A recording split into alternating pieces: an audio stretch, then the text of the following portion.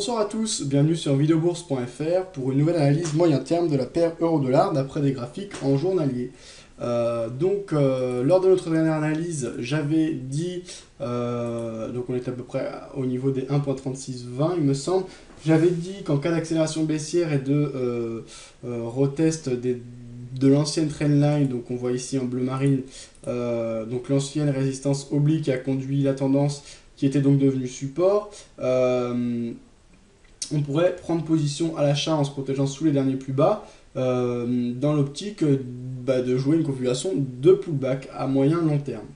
J'avais donné des cours à partir de 1.35, 1.3510 pour prendre position, en précisant que c'était un peu précipité et que les plus prudents pourraient attendre un retour par exemple vers 1.3450. Donc nous on est rentré à 1.356 à l'achat. Ça a peut-être un peu précipité. Ceux qui veulent jouer vraiment le pullback à fond en étant tout à fait prudents attendront donc en effet un retest vers 1.3430 par exemple, voire plus bas si ça met du temps à arriver. Donc techniquement c'est quand même plutôt haussier, on le voit avec cette belle accélération baissière et ce franchissement très net à la hausse de la trendline, on rentre sur repli donc à bon compte, on est pas mal en tout cas techniquement. Donc au niveau du stop loss, je ne l'ai pas encore placé, je vais donc le placer. On va mettre un stop loss sous les derniers plus bas à 1.32 60, alors on va être précis, je vais... Voilà, alors j'enlève ma trendline qui est un peu trop épaisse.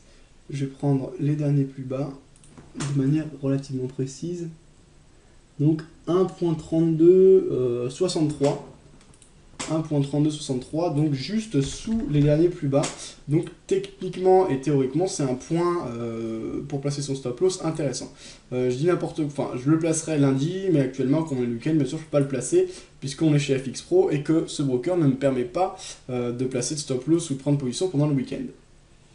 Mais voilà l'idée. Au niveau de l'objectif, j'irai chercher éventuellement les 38,2% à 39,65 par exemple, ce qui serait un objectif intéressant et ce qui nous ramènera sur un gain-perte intéressant d'environ 2 pour 1, voire un peu plus. Si on est vraiment audacieux, on peut rechercher 50% de retracement à 1.4190 par exemple. Mais pour ma part, je pense plutôt aller chercher les 38,2, donc un objectif intéressant serait 1.3960. Voilà, juste en dessous des 38,2% de retracement du mouvement baissier de ce début d'année.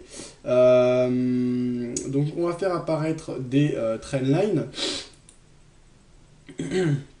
Pardon, on va faire apparaître des moyennes mobiles. Voilà. Donc une moyenne mobile exponentielle 50, on va la mettre en bleu marine. Voilà, en bleu ciel, pour pas déroger à mes habitudes. Voilà, donc on l'a qui se dessine ici, et on voit que ça a joué zone de support mobile, de résistance mobile à plusieurs reprises. On voit un beau rebond qui s'était effectué juste au niveau de la moyenne mobile exponentielle 50 ici en bleu ciel le 14 janvier 2010. Ensuite, la trendline assez proche justement de cette moyenne mobile exponentielle 50 a également repoussé les cours à la baisse, donc a bien joué son rôle de résistance le 17 mars. Troisième fois qu'elle est testée, c'est ces derniers jours, le 12 avril, on le voit ici. On a testé notre moyenne mobile exponentielle sans confirmer aucun niveau plus haut que cette dernière, donc c'est quand même une zone de résistance intéressante qu'elle constitue. Actuellement, on est plutôt dans une configuration d'accélération baissière, mais je pense que techniquement, on a un point d'entrée vraiment pertinent et intéressant, donc aucun regret d'avoir pris position à l'achat. Donc, certes, c'est contre la dynamique de fond, puisqu'on reste dans une dynamique de fond baissière tant qu'on n'a pas franchi à la hausse cette moyenne mobile exponentielle 50. Ensuite, on va faire apparaître la moyenne mobile exponentielle 100. Mais en attendant, je trace simplement un triangle de consolidation qui se dessine maintenant du fait de la zone de consolidation qui s'observe depuis plusieurs semaines, voire quelques mois maintenant. Plus précisément, on a des cours qui évoluent toujours vers 1.35 avec 100 pips à la hausse, 100 pips à la baisse, donc un espèce de range ou triangle figure de consolidation depuis début février, donc quand même bientôt 2 mois. Même plus que ça, pardon, bientôt 3 mois qu'on évolue quand même de manière assez plate, donc on peut plus dire que la tendance baissière bat son plein et on peut vraiment affirmer qu'elle est remise en question. on verra les comportements des cours et on peut très bien la reprendre, notamment en cas de franchissement des derniers plus bas, c'est pour ça qu'on passera un stop loss en dessous. Mais actuellement, on est en zone de consolidation, donc je ne conseille pas spécialement de privilégier des ordres à la vente. Au contraire, vu la configuration technique, je serais plutôt acheteur. D'où cette position à l'achat à bon compte pour jouer une configuration éventuelle de pullback. Comme je l'ai dit, on va donc insérer une moyenne mobile exponentielle 100 maintenant. Voilà.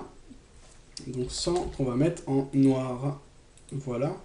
Donc on a notre moyenne exponentielle 100 qui est clairement baissière, donc ce qui indique quand même, comme je l'ai dit, la dynamique de fond baissière. On n'a pas de vrai rapprochement entre la moyenne exponentielle 50 ici en bleu et la moyenne exponentielle 100 ici en noir. Ce qu'on peut dire, c'est que techniquement et au niveau de notre trendline, le signal il est là et donc c'est pas stupide. En revanche, si on regarde les tendances illustrées par des moyennes mobiles, il n'y a pas encore de vraie remise en question à ce niveau de la moyenne mobile, de la tendance baissière, et elles sont encore bien écartées. Donc les plus prudents resteront à l'écart tant qu'on n'a pas de signal plus clair que ça, comme par exemple un franchissement à la hausse et une sortie à la hausse de notre triangle de consolidation tracé ici avec les deux trendlines bleu marine.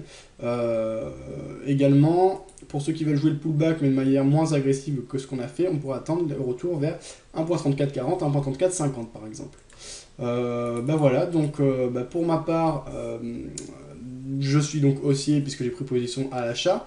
Je pense que c'est une configuration intéressante pour rentrer, certes, contre la tendance, contre la dynamique de fond, donc bien penser à se protéger sous les derniers plus bas pour jouer un retracement éventuel vers les 38.2 qui semble quand même possible et relativement logique vu la forte accélération baissière.